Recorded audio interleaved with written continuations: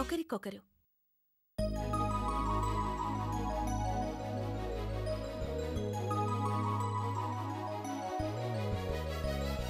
గీతాంజలి గీతాంజలి ఛం చననన ఛం ఛం చననన ఛం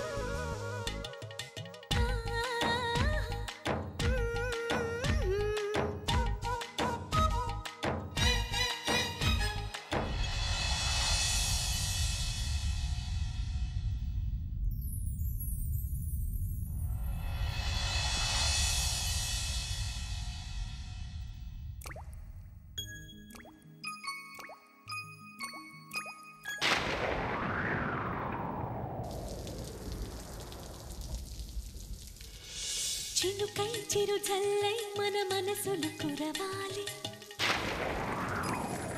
పూవై పొదరిల్లై ఎదలల్లుకు పోవాలి. చినుకై చిరు జల్లై మన మనసులు కురవాలి, పూవై పొదరిల్లై ఎదలల్లుకు పోవాలి. చిటపట స్వరాల హారానా మురిపాల ముత్యాలే మెరవాలి, మురిపాల ముత్యాలే మెరవాలి. అల్లరి ఆశల పల్లకిలో అందాల హరివిల్లు చేరాలి, అందాల హరివిల్లు చేరాలి. తేనె కన్న తీయని చిలిమి నేస్తమా, ఒకరికొకరు ప్రాణమే అందమిత్రమా. తేనె కన్న తీయని చిలిమి నేస్తమా, ఒకరికొకరు ప్రాణమే అందమిత్రమా. చినుకై చిరు చల్లై మన మనసులు కురవాలి, పూవై పొదరిల్లై ఎదలల్లుకు పోవాలి.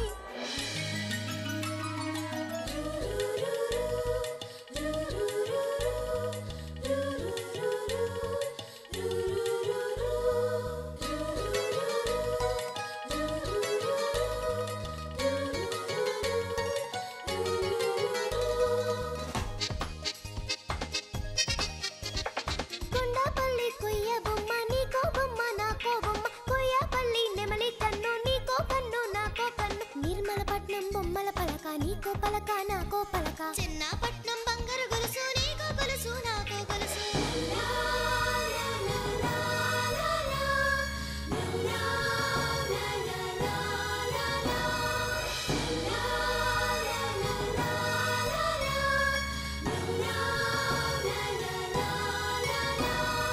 గుండె గూడులో బాధైతే చిరునవ్వు గువ్వ నా తోడంట, మండు వేసవే ముసిరేస్తే మంచు కొండ నీ నీడంట.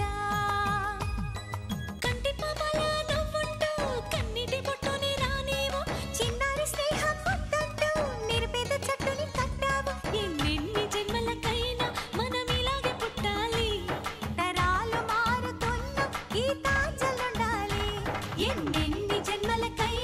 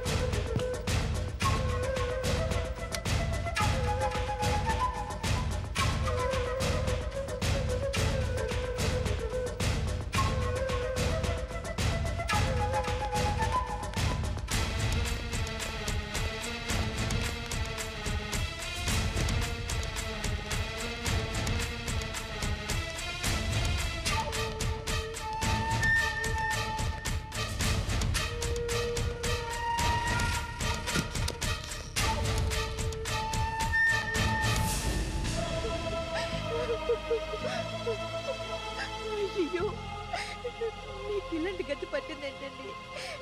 ఆ మాయదారి తాగుడు మానమని మీకు ఎన్నోసార్లు చెప్పాను. అదే మన కోపం వచ్చిందండి.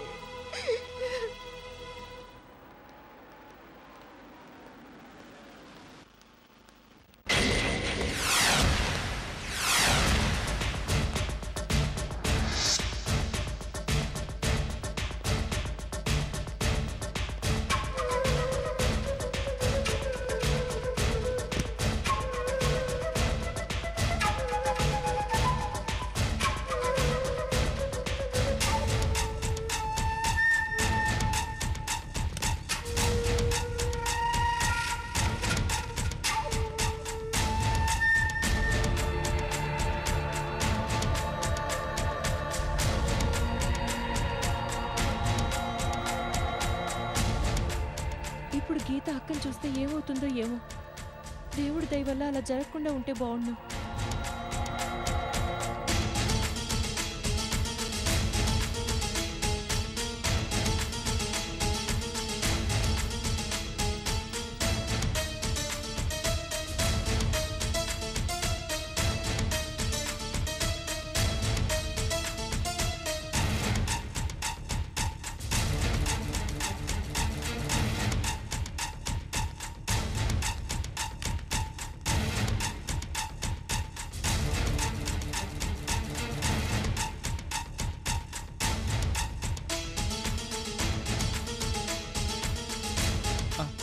ఏంటండి ఆలోచిస్తున్నారు?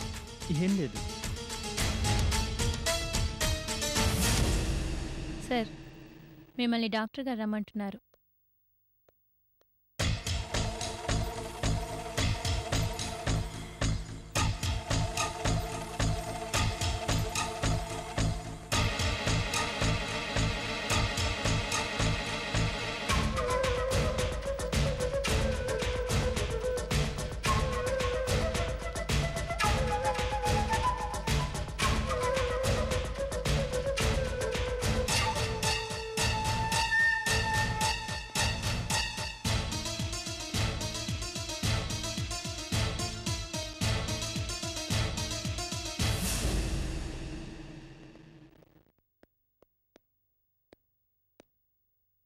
గీత, నువ్వు కార్ తీసుకెళ్ళు, నేను ఎస్టేట్కి వెళ్ళి వస్తాను. మరి మీరెలా వెళ్తారు? ఆటోలో. ఆటోలో ఎందుకు?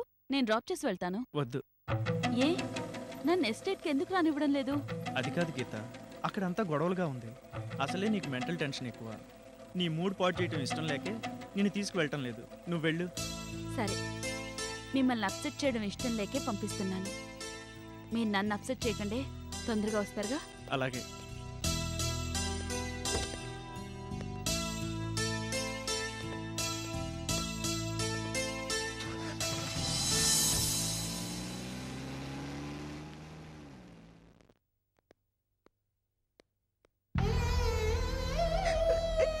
సిస్టర్, అసలు మా వారికి యాక్సిడెంట్ ఎలా జరిగింది? తాగి డ్రైవింగ్ చేయడం వల్ల కంట్రోల్ తప్పి ఇంకో కారుకి డాష్ కొట్టాడు. దాంతో మీ ఆయన తలకి గట్టిగా దెబ్బ తగిలింది.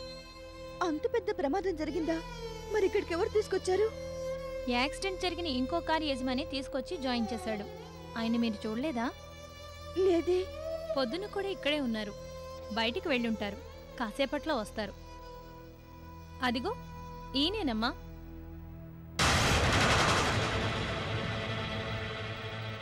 యాక్సిడెంట్ చేసింది మీరేనా? యాక్సిడెంట్ నేను చేయలేదండి, మీ వారే తాగి. ఆపండి, నేనేం మీ గురించి తెలియని నర్సులు కాను. మీరేం చెప్తే అది నమ్మడానికి మీకు మా కుటుంబం మీద కక్ష ఎందుకు? కక్ష? పోనీ పగ? ఏంటి మీరనేది? నాకేం అర్థం కావడం లేదు. నాకు మీ కుటుంబం మీద పగ ఏంటి? లేకపోతే ఇలా ఎందుకు చేస్తారు? ఏం చేశాను? అప్పుడు అంజలిని పెళ్లి చేసుకుంటానని చెప్పి గీతని పెళ్లి చేసుకుని దాని జీవితం నాశనం చేశారు. ఇప్పుడు ఈ యాక్సిడెంట్ చేసి నా జీవితాన్ని పాడు చేశారు. అప్పుడు మీరు చేసిన అన్యాయానికి నా తల్లిదండ్రులు చనిపోయారు. ఇప్పుడు ఈ దారుణానికి ఈయన చావు బతుకుల మధ్య ఉన్నారు. నాలాంటి ఆడది తల్లిదండ్రులు పోతే బతకగలదు, కానీ భర్త పోతే బతకలేదు. ఈయనకేమన్నా జరిగితే నేనేం కావాలి? వీడేం కావాలి? మాట్లాడరే. ఏం మాట్లాడమంటారు? నా మీద మీరు వేస్తున్న నిందలకి ఏం మాట్లాడాలో తెలియటం లేదు. మీ ఆయన తప్పతాగి డ్రైవింగ్ చేయడం వల్లనే ఈ యాక్సిడెంట్ జరిగింది. అసలు అంజలిని కష్టాల్లోకి తోసింది నేను కాదు, మీరు. నేనా? అవును, మీరే. ఇప్పుడు అంజలి మీద ప్రేమ ఉన్నట్టు ఇన్ని మాటలు అంటున్నారే కానీ మీ అమ్మా నాన్న చనిపోయాక మీ చెల్లెలు ఇంటికి వస్తే ఏం చేశారు? బయటకు గెంటేశారు. మీ చెల్లి మీద మీకు అంత ప్రేమే ఉంటే ఎందుకు అలా చేశారు? ఎందుకంటే అంజలి మీద మా ఆయన కన్ను పడింది కనుక.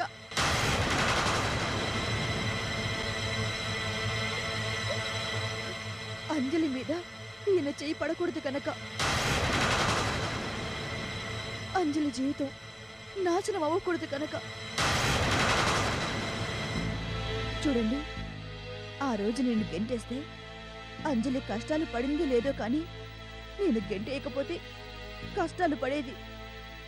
మీరు చెప్తున్నది నిజమా? భర్త పరువు పోతే భార్య పరువు పోయినట్టే. ఏ భార్య అయినా భర్త గురించి ఇలాంటి అబద్ధాలు చెప్పదు. అంజలిని గెంటేశాక ఆ రోజు నుంచి ఈ రోజు వరకు ఆలోచిస్తూనే ఉన్నాను, బాధపడుతూనే ఉన్నాను. అదెక్కడుందో ఏమో. ఇక్కడే ఉంది. ఇక్కడ అంటే ఈ హాస్పిటల్లో కాదు, ఈ ఊర్లోనే.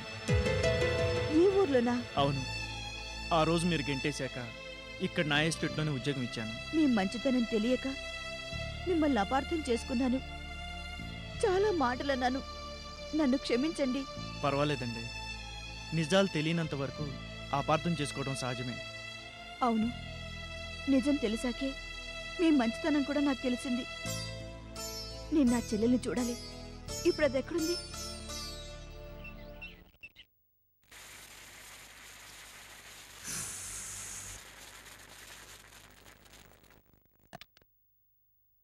అంజలి,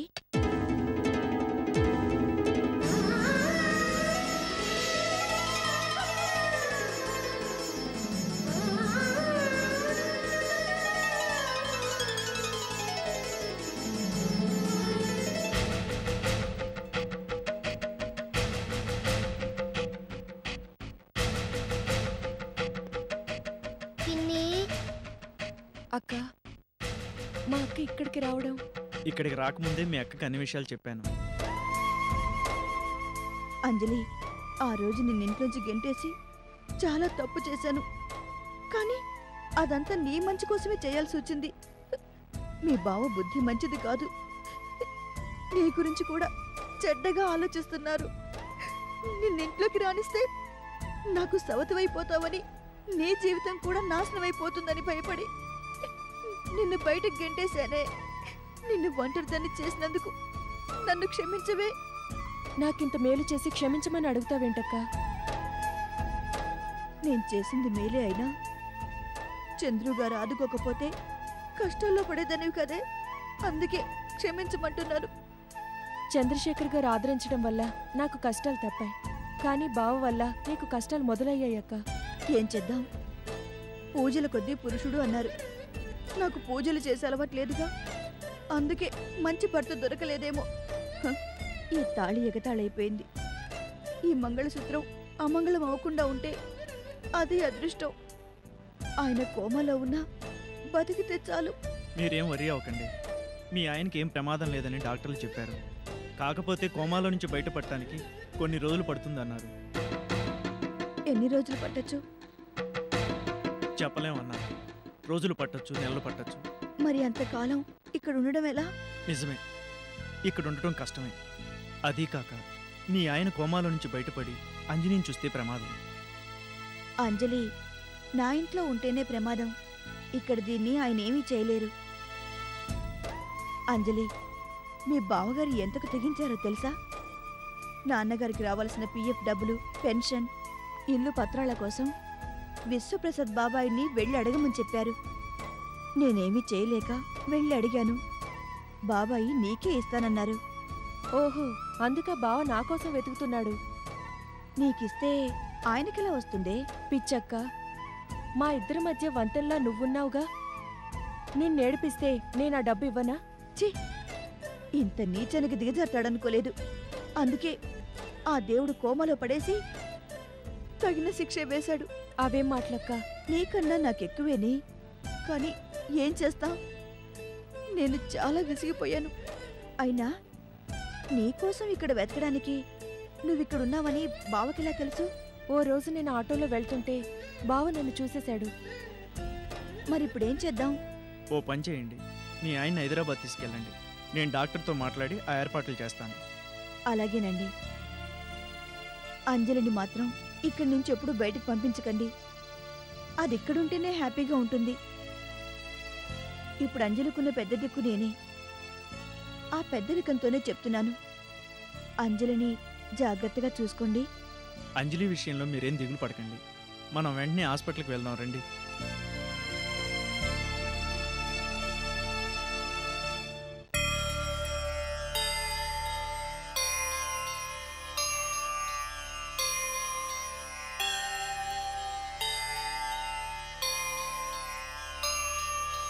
ఓం దాశరథాయ విద్మహే సీతావల్లభాయ ధీమహి తన్నో రామచంద్రః ప్రచోదయాత్.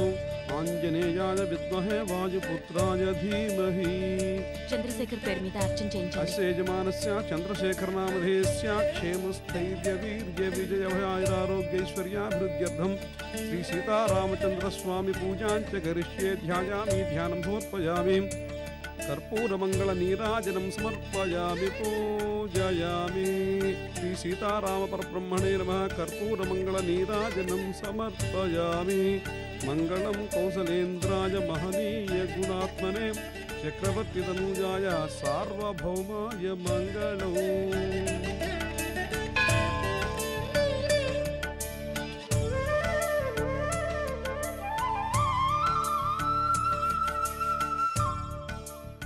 ఏంటమ్మా చెట్టు కడుతున్నారు? ముడుపమ్మా.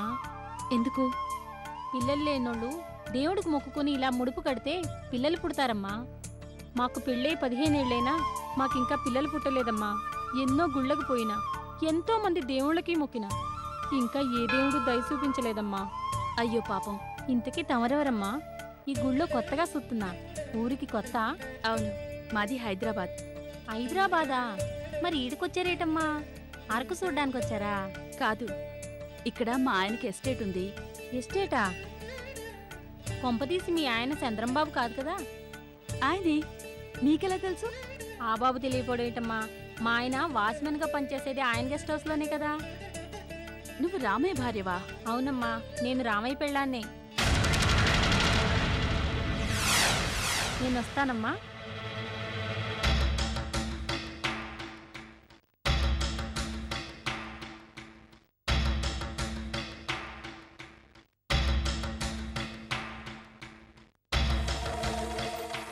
రామయ్య ఎందుకంత అబద్ధం ఆడాడు? అతని కూతురు లేకపోతే గెస్ట్ హౌస్లోకి చీరలా వచ్చింది. బెడ్రూమ్ ఎవరు అలంకరించారు? Something is wrong. వెంటనే అడిగేయాలి.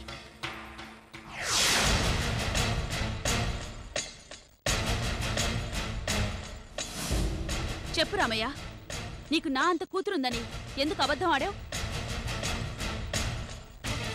చెప్పవే.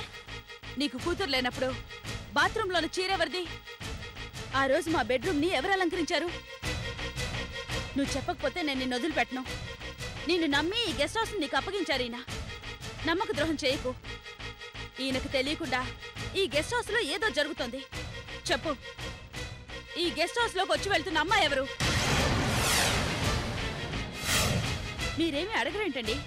ఇలాంటి విషయాల్ని నెగ్లెక్ట్ చేస్తే చాలా డేంజర్. అడగండి. మాట్లాడరేంటండి? అసలు మీరు అలసివ్వబట్టే ఇతను ఇలాంటి పనులు చేస్తున్నాడు. రామయ్య, నువ్వు చెప్తావా లేదంటే పోలీసులకు ఫోన్ చేయమంటావా?